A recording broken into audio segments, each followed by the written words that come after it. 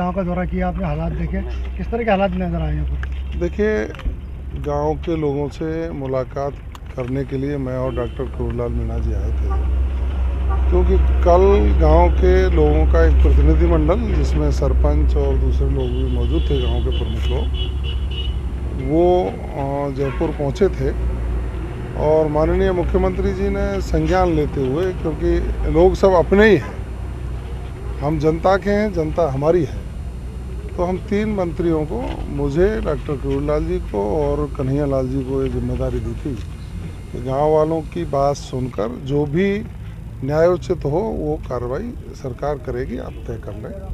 हमने गांव वालों की बात सुन कर के, जो गांव वालों की मांग थी कि भाई हमें देवली उपखंड से हटाकर उनियारा में लगाया जाए। अब ये विषय भी कांग्रेस ने पैदा किया था। ये 2021 में गठन पुनर्गठन हुआ, 21-22 में,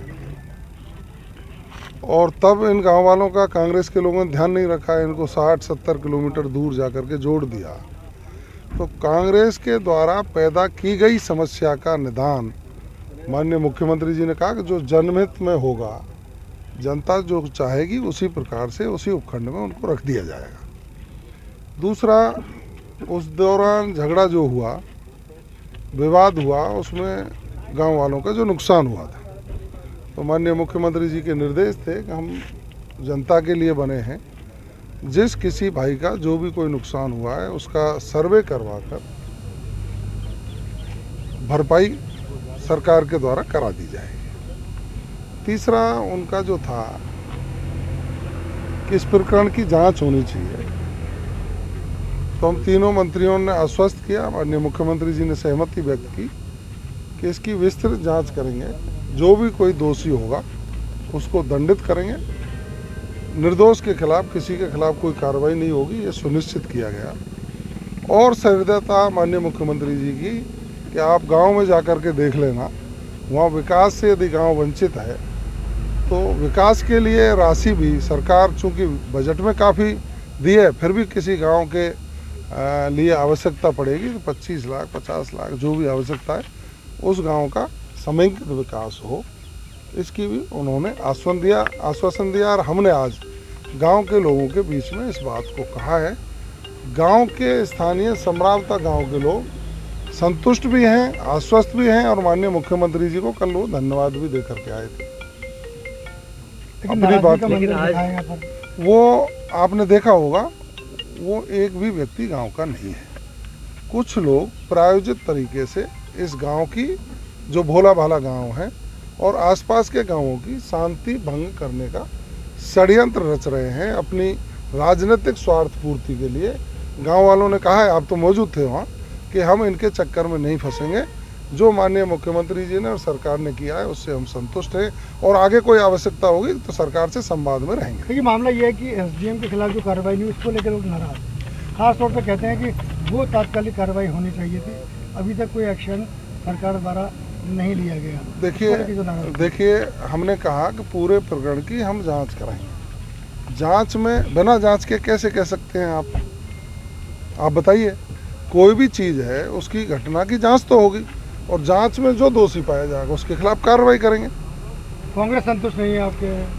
कांग्रेस ने तो ये बीज ही बोया है। कांग्रेस के जो कुकर्म हैं उनके कारण ही तो इस गांव का बेचारे का इस तरह का मंजर देखने को मिला है। जब वो जिस समय पुनर्गठन कर रहे थे, नगर फोर्ट को तहसील बना रहे थे, उपखंड देवली बना रहे थे, उस समय उनको सोचना चाहिए था, गांव वालों की एक चौपाल लगानी चाहिए थी, कहाँ रहेंगे कहाँ नहीं रहेंगे। उस समय के यहाँ के जो विधायक थे, उन्होंने जिस तरह से इन गाँव वालों के साथ अत्याचार किया, उसकी परिणति इसमें हुई है। हमारी सरकार संवेदनशील है, जो गांव चाहेंगे कि हमको यहाँ रहना है, वहाँ उनको जोड़ने का काम। इंक्वायरी को लेकर कांग्रेस असंतुष्ट है, वो कहती है जुडिशियल इंक्वायरी होनी चाहिए। देखिए, ये उनके पॉलिटिकल मुद्दे हैं। वो यही नहीं समझते कि किस इंक्वायरी की कितने दिन में रिपोर्ट आती है। आपको पता है, जुडिशियल इंक्वायरी 3 साल 4 साल 5 साल चलती है, और उसके बाद लोग भूल जाते हैं, ना इनको मुआवजा मिल पाएगा, ना इनको न्याय मिल पाएगा। और 4 साल बाद न्याय सुनिश्चित कोई हुआ तो इनको बेचारों की, ये गरीब लोग हैं, किसान लोग हैं, इनको त्वरित सहायता चाहिए। और हम कह रहे हैं ना, हम न्याय सुनिश्चित करेंगे, विशेष जांच कराएंगे और जांच कराकर जो भी दोषी होगा उसके खिलाफ कार्रवाई करेंगे। जो निर्दोष है उसके खिलाफ किसी भी प्रकार की कार्रवाई नहीं होने दी जाएगी। रोष जो है थमने का नाम नहीं ले रहा। आपने भी नाराजगी देखी, आखिर इनकी नाराजगी दूर कैसे की जाएगी? आप हमारे पत्रकार बंधु हैं, आपको सकारात्मकता से देखना चाहिए। आप लोकतंत्र का चौथा स्तंभ हैं।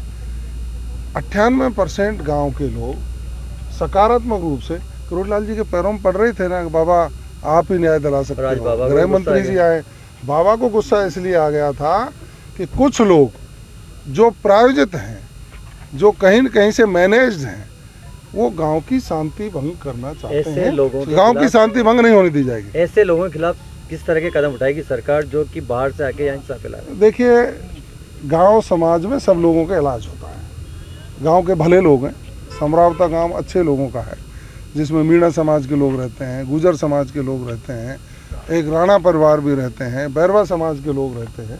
उन सब लोगों ने, राजपूत भी हैं, सब लोगों ने बड़े प्यार प्रेम से सरकार के साथ जो वार्ता हुई उसको स्वीकार किया है और हमें आश्वस्त किया है कि हम संतुष्ट